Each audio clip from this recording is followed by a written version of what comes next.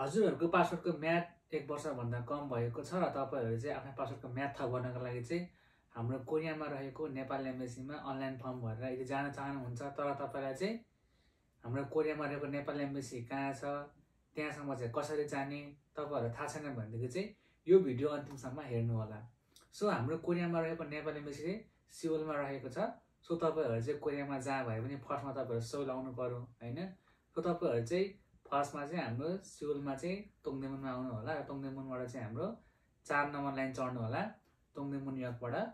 So तोङदेमुन योकको 4 number line चढिसकेपछि तपाईँहरू चाहिँ सुयु जाने साइडमा तपाईँहरू चाहिँ हानसङ दे इब्कु योकमा चाहिँ झर्नु होला र त्यहाँबाट तपाईँहरू चाहिँ 6 नम्बर गेटबाट निस्किनु होला।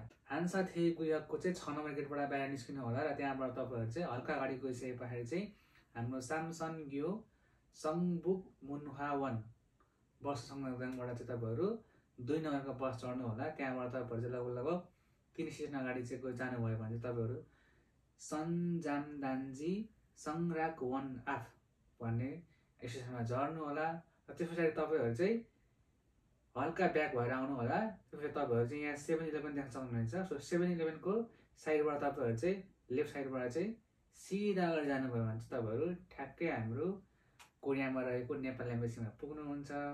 सो यसरी चाहिँ हामी फर्स्टमा तोङदेमुन आउने, तोङदेमुन सौलमा, त्यस पछाडि चाहिँ हामी 4 नम्बर लाइन चढ्ने, 4 नम्बर लाइन चढ्दा हामी हानसङ थेइब्कु योकमा झर्ने र 6 नम्बर गेटबाट निस्केर चाहिँ त्यही साइडबाट चाहिँ हामी बस 02 नम्बरको बस चढेर चाहिँ हामी तपाईँको हाम्रो कोरियामा रहेको कोरियन एम्बेसीमा चाहिँ सजिलैसँग जान सक्छौँ।